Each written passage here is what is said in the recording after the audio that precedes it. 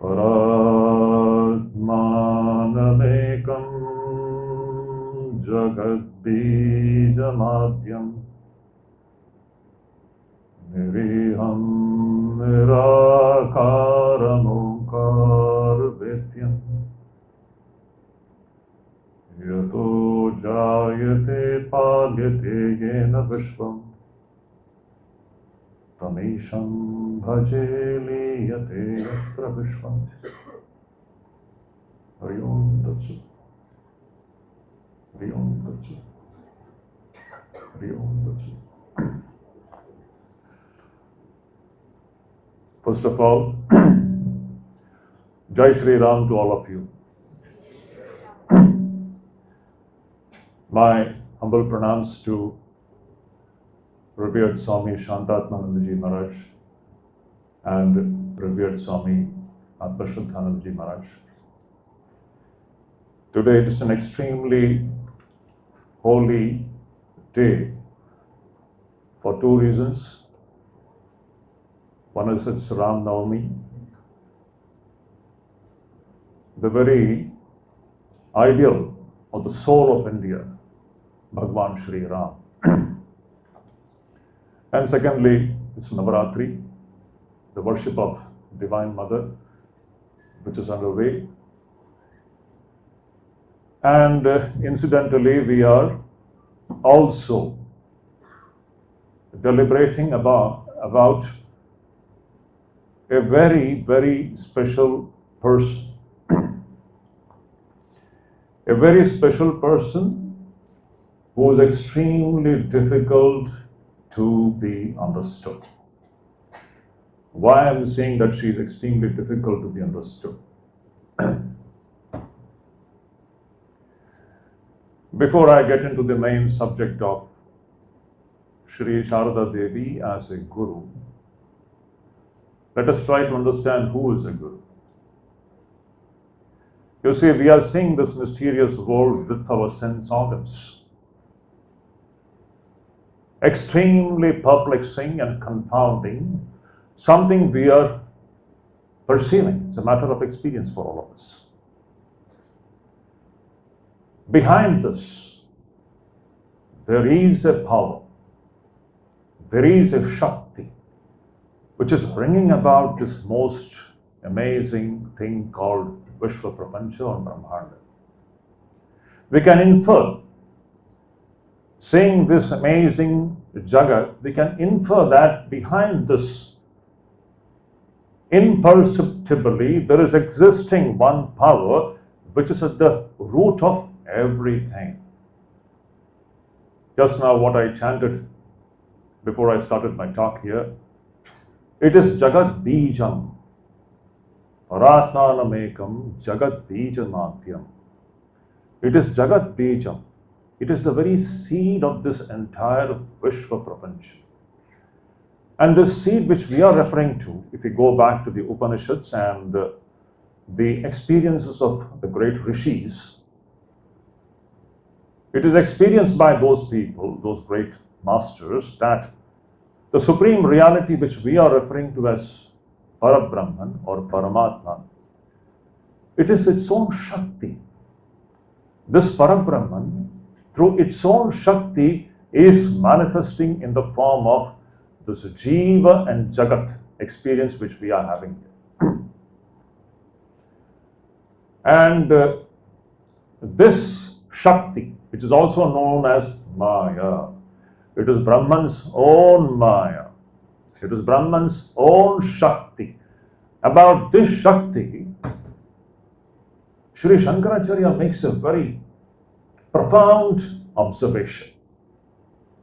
Three words he uses. He says that this Mahamaya, this Shakti, how was it? Ati Gambhira.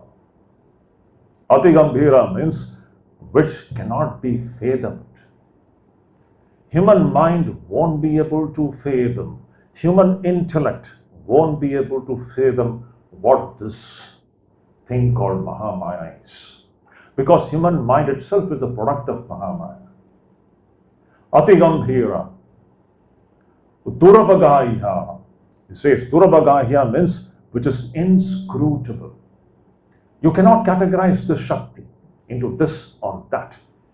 It goes beyond all categorization. It is Durabagaya. And then he says, Vichitraha iyam maya. Atigambhira Durabagaya and Vichitra iyam maya. This Maya is something which is unfathomable. It is inscrutable and which is so variegated and perplexing that human mind won't be able to understand what it is. This being so, we have to accept the fact that everything here is its play. Now, the personality which we are talking about today, Sri Sarada Devi, all these three words which Shankaracharya has used for this Mahamaya is 100% applicable to this amazing personality called Sri Sarada Devi. She is Atigambhira, unfathomable. We won't be able to fathom through human intellect who she is. Secondly, she is inscrutable. Her inscrutability is evident in so many of the incidents which we find in Sri Sarada Devi's life. And she is variegated. Her play is beyond human comprehension. You may try to apply your intellect and you will see that we utterly fail to understand her. So, we are trying to understand what this phenomenon called Sri Sarada Devi is and her role as Guru. Now, who is a Guru? Is Guru a human being? Ishvara alone is the Guru. That Parabrahman alone is the Guru. Parabrahman in and through its Shakti, which is Ishvara, Ishvara alone is the Guru. This Ishvara has got its two roles. This Mahamaya has got its two roles. One role, the main role is that it hides the reality, it keeps us in darkness. And this also is that Shakti which reveals the truth. When Ishvara reveals the truth, that is the Ishvara's Guru Shakti. Through Ishvara's Guru Shakti, Jiva comes to know about what the ultimate reality is and what is the true nature of the Jiva itself. So, who is the Guru? Ishvara alone is the Guru. This is the Siddhanta in our great Vedic tradition.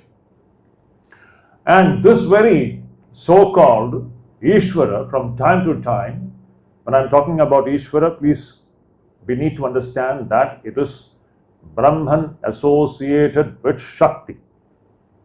It is this Shakti which from time to time comes down in a special form to fulfill a special mission. Now, it is believed that in our tradition, in our Ramakrishna Sangha, that Sarada Devi is a very special manifestation of this Parama Prakriti, this Paramesha Shakti. Shankaracharya uses a beautiful term, Paramesha Shakti. What an amazing term it is. I always say, if we really try to understand what this term is, you will understand what we are talking about. Everything here is the play of Paramesha Shakti. It's a play of this Mahamaya's play is going on. And without her grace here, nothing can happen. Especially when we are talking about spiritual illumination, we should understand that it is sheerly the grace of this Mahamaya. Unless she opens the door, no one will be able to understand what the ultimate reality is. She holds the key to spiritual illumination. See, we are talking about Guru Tattva. Guru is not a person, it is a Tattva. Unless we have the grace of this Guru, no one will be able to understand what that ultimate reality is. Again, Shankaracharya, the beautiful in his Annapurna Stotram, he says, it is this Divine Mother. It is this Divine Mother, what a beautiful verse it is. He says, Moksha Dwara Kapata Patana Kari Kashi Puradhishwari Bhiksham Dehi Kripa Vadambana Kari Mata Annapurneshwari. Hey Mata Annapurneshwari, please give me the Bhiksha of Moksha. It is you alone are holding the key to moksha. The door to moksha and the key to that is in your hands. Unless you open the door, who can understand the mystery of life and existence, and who can be freed from the cycle of birth and death? None. Moksha dwara kapata patana kari kashi puratishwari bhiksham dehi kripa valamban kari mata napunishwari. So we are talking about this phenomenon called Guru. Ishvara alone is a Guru, and that Ishvara comes down from time to time in a special form to accomplish certain very special mission. Now, one very special feature of Sarada Devi, whom we are talking about today, extremely special, means that is what actually is the most striking thing about Sri Sarada Devi. What is it? Her ordinariness. Outwardly, she looks so ordinary that her ordinariness is extraordinary. Her ordinariness is totally deceptive. Looking at the surface, you will see she is just like any other woman which we find in our Indian homes. I have to tell one thing very frankly. When I first went long back, some 30 years back, when I first read Sri Sarada Devi's life, truly speaking, I was not at all impressed. I found, what is this? We find a description of a woman who is cooking, who is cleaning the house, who is washing utensils, who is washing clothes, who is feeding her children. And the description is that, see, Ma Sharada, she will first feed all the children and then she will sit last to eat for herself. I would always wonder what is so surprising about it and what is so special about it. We have seen our mothers doing it. We have seen our mothers and grandmothers, our aunts and sisters, they would do the same thing. They would be doing all the household chores, and when they feed, they will first feed all the so-called members of the family, and she would be the last person to eat in the house. This is what we have seen in our houses. So what is so special about Sri Sarada Devi, and why are we beating her drums like this? This feeling even I got it when I first read Sri Sarada Devi's life. This happens. Her ordinariness is so deceptive. To understand what this phenomenon is, it is very difficult. Now I always say, we have three sources to understand what Sarada Devi or who Sarada Devi is. Unless they had revealed this, who this lady is, we would not have been in a position to understand who Sarada Devi is. One source is Sri Ramakrishna himself. Second source is Swami Vivekananda. And the third source is Sri Sarada Devi herself. It's a challenge. If these three sources had not been there, no one would have ever understood who she is, her true nature. It's impossible. Even the direct disciples of Sri Ramakrishna, apart from Swami Vivekananda, none of them could really understand who she is unless they were informed and illumined by Sri Ramakrishna and Swami Vivekananda. If Sri Ramakrishna had not told who this phenomenon called Sri Sarada Devi is, no one would have ever understood what she is. So we find Sri Ramakrishna making such wonderful statements. I'll come to that Guru part a little later. Let me first touch upon this point, the difficulty in understanding who Sri Sarada Devi is. Can we understand her just by reading books? Do not even try that. Unless she makes us understand, we won't be able to understand who she is. She is not to be fathomed through the words of the books. It is her anugraha and grace alone which can make us understand who she is. It is impossible otherwise. So Sri Ramakrishna says that who is this Sarada? There are several incidents now. As time is less, I'll just touch upon one or two incidents. Sri Ramakrishna, once you will find his sevak, who was misbehaving, a kind of not behaving properly. Hridayaram was not behaving properly with Sarada Devi. And Sri Ramakrishna noticed that. And what was the warning given by Sri Ramakrishna to Hridayaram? He said, Hriday, you can misbehave with me, and if you do that, perhaps you will be saved. But this person with whom you are misbehaving, mind you, if she becomes enraged, even Brahma, Vishnu, and Mahesh won't be able to save you, my dear boy. Be careful. This is a mild hint about who this person is, who on the surface appears to be so simple and so extraordinarily ordinary. An ordinariness which is so deceptive, absolutely deceptive. Everyone gets deceived by seeing her on the surface, what she is. She is not what she is appearing on the surface. Second incident. Swami Vivekananda. Vivekananda, who was how do we describe it? Yesterday we had the description. The world-conquering Swami Vivekananda, the Digvijay Swami Vivekananda. This Vivekananda, when he came back from America, just imagine what is his stature. Now see, we see tremendous spiritual power manifested in Swami Vivekananda. No one would doubt about it. It's so evident, just like a midday sun. Who can doubt the existence of the midday sun in the sky? That is Vivekananda. So blazingly evident. So much of power manifested. This Vivekananda, when he comes back to India, and he is going to mother's house for the first time to make Sastanga pranams to her. Why? It was by mother's blessings that Vivekananda had gone to the West. I'm not going into that incident. Before going to America, Swami Vivekananda had sought the permission and the advice of Holy Mother, and it is Holy Mother who said, yes, you have to go, my boy. You have to go. And by the anugraha of this great phenomenon called Mahamaya, then rest it's all the play of Mahamaya. What else? Who spoke through Vivekananda apart from Saraswati? This very power.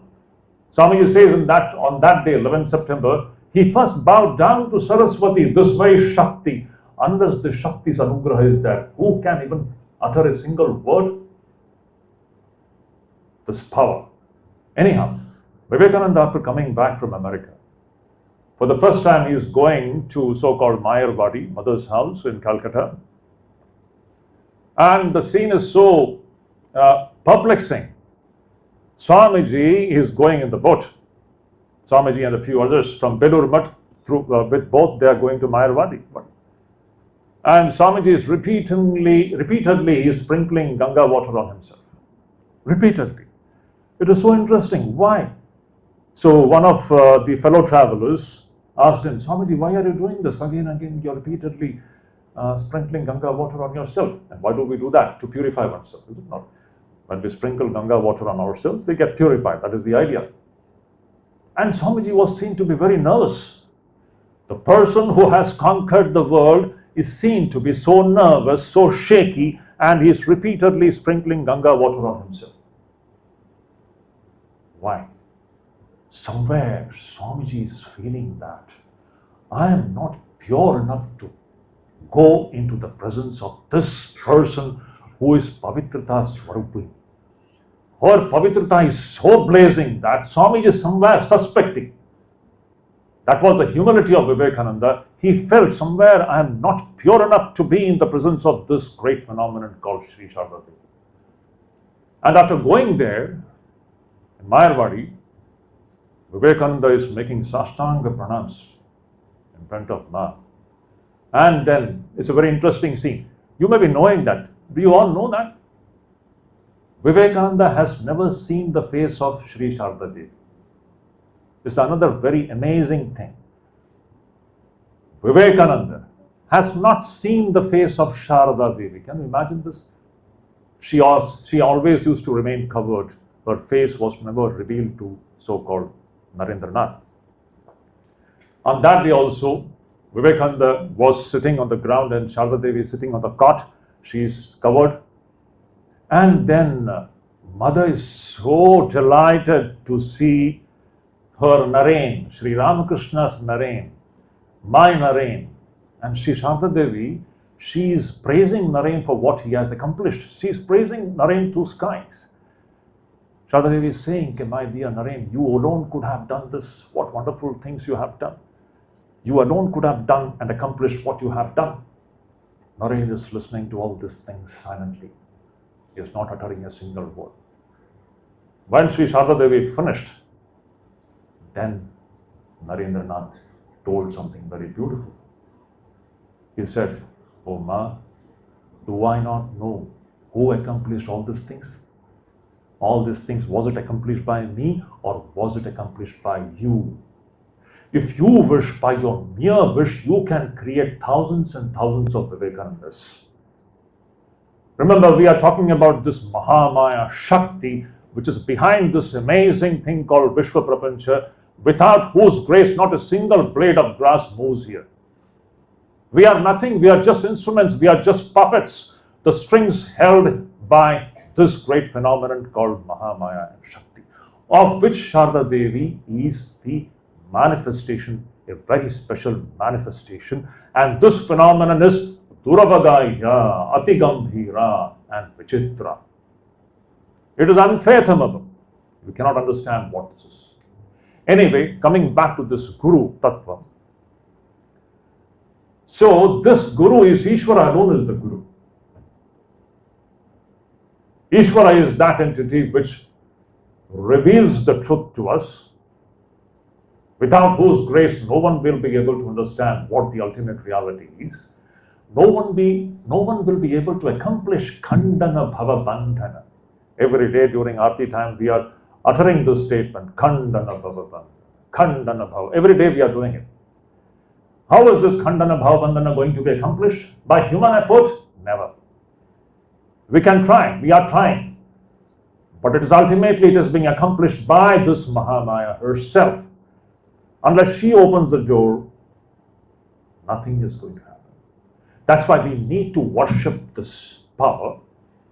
We need to surrender ourselves at the feet of this power, without which nothing can happen. So when we talk about this Guru Shakti, wonderful definitions we find in our Shastras. Ajnanatimerantasya jnananjana shalakaya chakshurun militam yena tasmai shri guruve namah.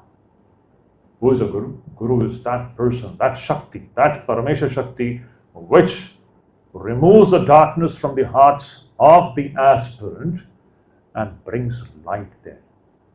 Illumination comes from Guru Krupa. Shankaracharya says in another place, Yasmad Bandha Vimokshanam.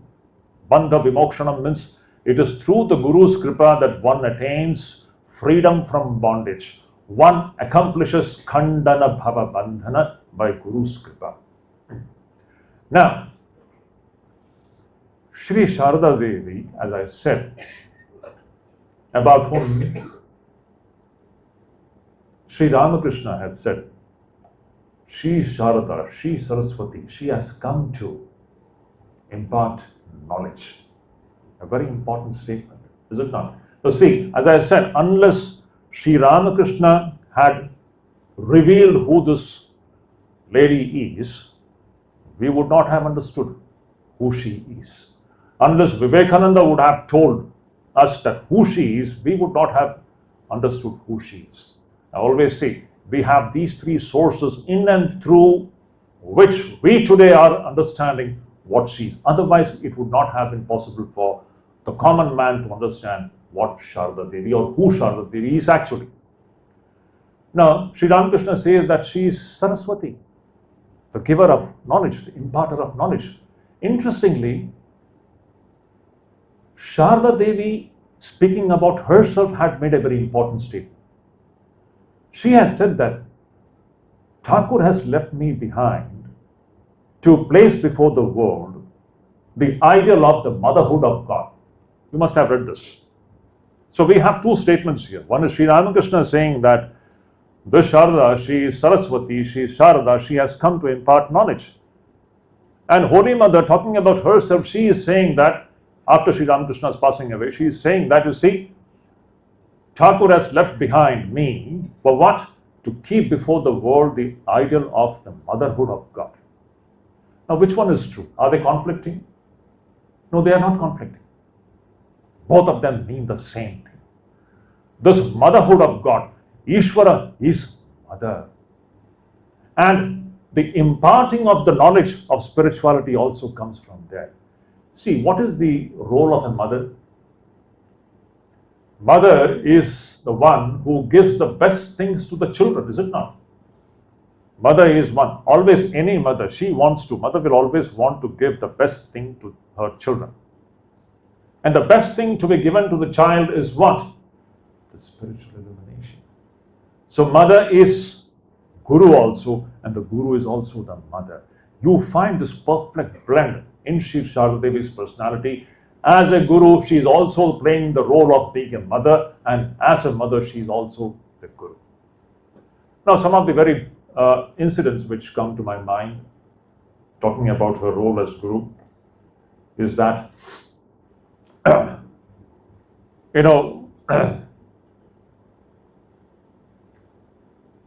in Mayarwadi, there used to be huge crowd every day. Devotees thronging and lining up to make pranams to Mother. This used to be a very routine matter there when she started living there in Mayarwadi. And it was seen that so many devotees coming and making pranams to her. And it would so happen that someday Sarada Devi, when devotees are making pranam, she would be repeatedly going and washing her feet with Ganga water. She is going repeatedly and washing her feet with Ganga water. Seeing this, one of her disciples asked her, Mother, why are you doing this? So she says, why? What can I say, my dear? When, see, all kinds of people are coming here, and all of them are not of so-called good character. Many of them, they are into wrong ways of life. They do sinful things, and they come and they touch my feet. And when they touch my feet, my whole body burns, literally burns. I get an unbearable burning sensation, and for that I repeatedly go and wash my feet. Now in this we have to understand one thing. Guru's role is twofold actually. It is one, but it appears to be twofold. When the Guru gives a mantra diksha, or when the Guru gives a diksha, there is a transmission taking place. The transmission of power. One is the Guru's, that liberating power gets into the receiver or the disciple, and at the same time the Guru takes over the so-called the sins of the disciple on his own self. So Guru is also a path. See, that's why Holy Mother's life you can see. If she is a Jnanadayini, she is also Papa Nashini. Because without this eradication of the sinful tendencies, the illumination can never come. So this twofold role you will find Sri Sarada Devi playing in her life. Throughout her life you find this thing happening in Sri Sarada Devi's life.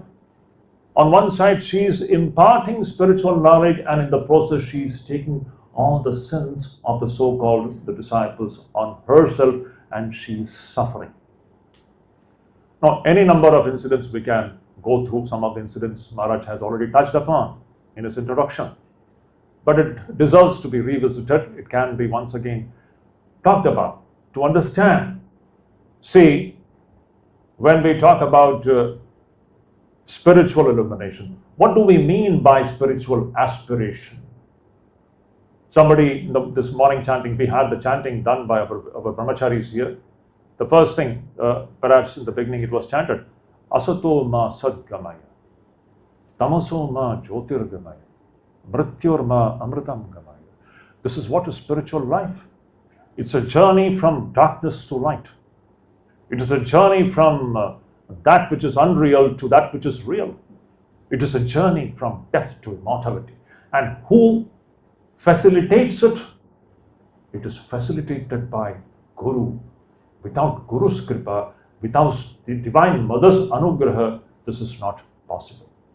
So in this process you will find it is the purification of the disciple, the progressive purification of the disciple is what actually culminates ultimately in spiritual illumination. And Sri Sarada Devi was facilitating that in her life. She would take up the burden of the sins on her own self, and she would bring illumination in the minds of the disciples. So one incident, let me just repeat that incident. 3 devotees coming to Sarada Devi for spiritual initiation, and Sarada Devi, I'm sorry, not Sarada Devi, they are going to Raja Maharaj, Birur Math. They are going to Raja Maharaj for initiation, and Raja Maharaj could see that these 3 persons are absolutely involved in all kinds of sinful things. Their character is very bad, not deserving initiation.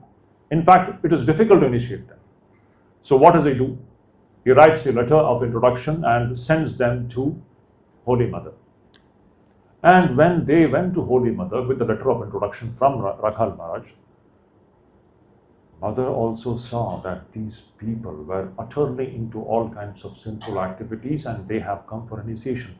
Mother also outrightly rejects. No, I cannot initiate. And they go out of Mother's room, but they don't go back. They again come back to Mother, pleading and weeping. So, Mother, please initiate us. Again, Mother rejects. No, I can't. This happens 3 times. Finally, in the 4th time, it is said that after all, see, Ma is Ma, Mother is Ma. What happens? She finally accepts to initiate them, and those 3 devotees are initiated. And then they go back. After initiation, they go back, and this news reaches Raja Maharaj. And then the incident is that, Raja Maharaj is totally shocked to understand that what actually originally they had come to Raja Maharaj for initiation, and Raja Maharaj sent them to Holy Mother. And now Raja Maharaj is shocked that she has initiated them and she has taken the burden of their sins on herself. And Babura Maharaj is saying that, my God, the poison which we could not digest, it has been drunk by Sarada Devi. Even one small drop of that poison would have burnt us to ashes, and Sarada Devi has drunk that entire poison. This Sarada Devi was doing throughout her life, any number of such incidents. One lady who was, again, she was living a very immoral kind of a life, into all kinds of wrong ways. And she comes to Sarada Devi, just for her darshan. This happened in Udbodhan in Mayarwadi. And there she is standing on the gate, and she is pleading from there, "Oh Ma, I have come here, I want to have your darshan, but I am not pure enough to step into the presence of your house. So I cannot come inside. I'm just standing at the door and I'm pleading for your darshan. Please give me your darshan." This is the thing which we find the description there. Hearing her voice, hearing her call, Mother comes out. Mother straight away comes down. Mother is seeing that this lady has been living a very wrong kind of a life. She had been into all kind of immoral ways. But Mother, in spite of all these things, she comes down and she puts her hand on that lady's shoulder, just like a mother welcoming her daughter. She welcomes that lady inside, takes her inside, and she gives her mantra diksha. She says, "My dear child, till now, whatever you have done, offer it to Sri Ramakrishna. Don't worry. From now onwards, don't repeat it. You take this mantra and see." Now, this is what is Sri Sarada Devi's role as a guru. She is imparting the spiritual knowledge to everyone. At the same time, she is removing the sins of these so-called ordinary people. Now, any number of such incidents can be narrated. One speciality of Sarada Devi. Now see, as I say, there are 2 kinds of gurus. Now this is just for our convenience to understand. We can categorize gurus into two. One is the so-called ordinary guru. And when I say ordinary guru, I'm not underestimating that. That is also very, very great. I'm calling them ordinary in comparison to the special manifestations which come once in 500 years. That is, Avatara as a guru is one thing. In comparison to that, the other gurus I am calling ordinary, but they are also not ordinary. Guru is never ordinary. Guru is the conduit through which the spiritual illumination comes. But in comparison with those great manifestations which comes once in say 500, 600 years, in comparison to that, these gurus can be said to be ordinary. So the way of imparting spiritual initiation by the ordinary gurus is of one kind. And the way of imparting spiritual initiation by the avatara is of a totally different kind. Because these avatars, they come with tremendous spiritual power. As I said, they are the special manifestations of that Paramesha Shakti coming from time to time to impart spirituality to humanity. And when they come, their way of spiritual initiation is very unique. I'll give you some examples. One person, devotee, I think his name was Surendranath Sarkar or something, I may be wrong also. This Surendranath Sarkar, he had gone to Sarada Devi for initiation. And Sarada Devi had agreed to initiate him. And just one day before, he was in Jairambati and he was preparing himself for initiation. Just like, we all have gone through this process of initiation. A day before that, there is a lot of excitement in our hearts. We are going to meet our Guru and we are going to receive the mantra. So naturally, all of us have gone through that phase. There is a lot of some kind of a excitement in our heart, and we become very intense in those days. Surendranath also was very eagerly awaiting that moment when he will get the mantra from Holy Mother. A day before that event, he was spending the whole night in cremation ground there. And he was praying. There was one dilemma in his mind. Now see, we are talking about the special kind of initiation which is accomplished by only such great avatars. This cannot happen, mostly doesn't happen with the so-called ordinary gurus. So what happened? Surendranath was meditating in the cremation ground and he was worried about one thing. What is the thing that he was worried about? He was worrying, in his family, there was a tradition of worshipping God in a certain form. And he wanted the mantra of that deity alone. So he was worrying, I don't know, next day, whether Sri Sarada Devi will give me mantra of that deity or some other deity. So he was worrying, whose mantra I am going to get? Will I be getting the mantra of that deity whom I have been worshipping from my childhood? So this kind of a dilemma which was going on in his mind, which was troubling him. With this dilemma, next day morning he went to Sarada Devi and sat before her for initiation. And now see the fun. As it usually happened, the procedures, Sarada Devi is straight away, after showing him with the fingers, straight away Sarada Devi is pointing at the wall and saying, you see, is this not your deity which you have been worshipping?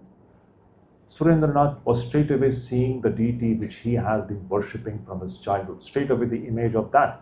Sarada Devi is saying, is this not the deity you have been worshipping? Okay, I am giving you the mantra of that.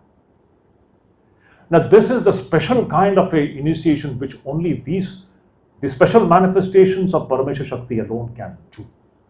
They can give what exactly we want, what is suitable for that spiritual aspirant. And this kind of event we find any number in Sarada Devi's life. One more incident which comes to my mind, last one, and I will just wind up my talk, the time is over. In this way, we find this Sarada Devi as a guru has been a very difficult topic to talk about, actually speaking. Now, as it was pointed out, Sarada Devi was not only a guru in spiritual matters. Even in our day-to-day transactional plane, where we have to deal with the world, her wisdom was amazing. There's one incident regarding Advaita Ashrama I would like to just keep before all of you, just 2 more minutes. We all know what happened. And really, Ramakrishna Mission will remain eternally indebted to Sri Sarada Devi. If she had not taken this decision, I don't know in which direction we would have been going. This incident is not that simple and not that ordinary. It's a very, very important incident about what is the philosophy of Ramakrishna Sangha. See, reading Kathamrita, we would have found different kinds of ideas. You can have any number of interpretations reading Kathamrita. But what is the core ideology of Ramakrishna Sangha? Who would decide it? I'm sure even Vivekananda's words would not have got that kind of a reception from his disciples. What happened? You all know, but let us just revisit that incident. Swami Vivekananda, after starting Advaita Ashrama, see the gravity of this event. Vivekananda had dedicated Advaita Ashrama completely to the preaching and practice of Advaita and Advaita alone. And in spite of that, in spite of this exclusive dedication made by Vivekananda, very interesting thing, his own disciple, his own disciple was not willing to accept this mandate. And he went against his so-called guru and he started worshipping Sri Ramakrishna in Advaita Ashrama Mayavati. And when Vivekananda came there in 1901, one day, interestingly, the story is very interesting. Swamiji is opening the door and seeing here Sri Ramakrishna is being nicely worshipped, a small shrine is there, and the puja is going on, and he became extremely agitated. He didn't speak anything, but his face turned red because it was something which was against what he wanted, but he didn't utter in a single word. That night, even that tradition is there even today in Advaita Ashram, the night class. Every day in the night after the dinner, we have a night class. Even today it is there. Just imagine these glorious traditions of Ramakrishna Sangha. 125 years, that tradition is still going on, which was started by Vivekananda. What amazing things. Parampara. Nothing is greater than Parampara. So, in the night class, Swami Vivekananda very vehemently expressed his displeasure about what he had seen. He disagreed with the disciples, saying that no, this is wrong. This ashrama here, Ramakrishna should not be worshipped. Here we have to go to the root of everything. Om, nothing else. Brahman. It's Advaita. Nothing short of that. Now see the interesting thing. This disciple who was worshipping Sri Ramakrishna there, he was not satisfied and he was not ready to accept what Vivekananda was saying. He wrote a letter to the Supreme Court of Ramakrishna Mission. He wrote a letter with all the expectation that he thought, how will Sarada Devi go? How will she disagree with worshipping of Sri Ramakrishna? After all, is not Sri Ramakrishna her own consort? So he expected that Sri Sarada Devi will definitely support him. But from there the letter comes. The ultimate verdict. The verdict that we are all Advaitins. Sri Ramakrishna was an Advaitin and we are all Ramakrishna's children and we are all Advaitins and Advaitins alone. This is not a small event, my dear devotees. Remember, if this verdict had not come from Sri Sarada Devi, even today, we would have been quarreling and fighting about what is our ultimate philosophy. 90% of the people would have taken the stand that we are Dvaitins, we are Vishishta Advaitins. No, we are Advaitins or that Advaitins alone. It is the great Upanishadic parampara which is continuing in and through Ramakrishna Mission. And this Advaita is that Advaita which has got no quarrel with any system.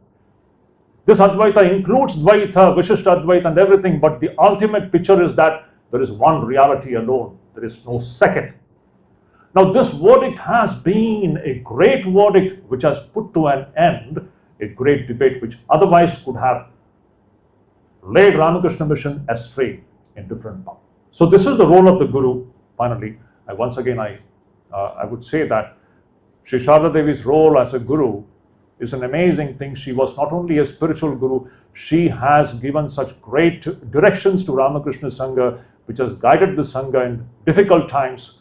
And we are seeing the Sangha flourishing today. And behind that is her Anugraha. I pray to Divine Mother, Sri Sarada Devi, to bless us with bhakti, to bless us with jnana, to bless us with vairagya, to bless us with viveka. Without her Anugraha, nothing can happen. Jai Shri Ram.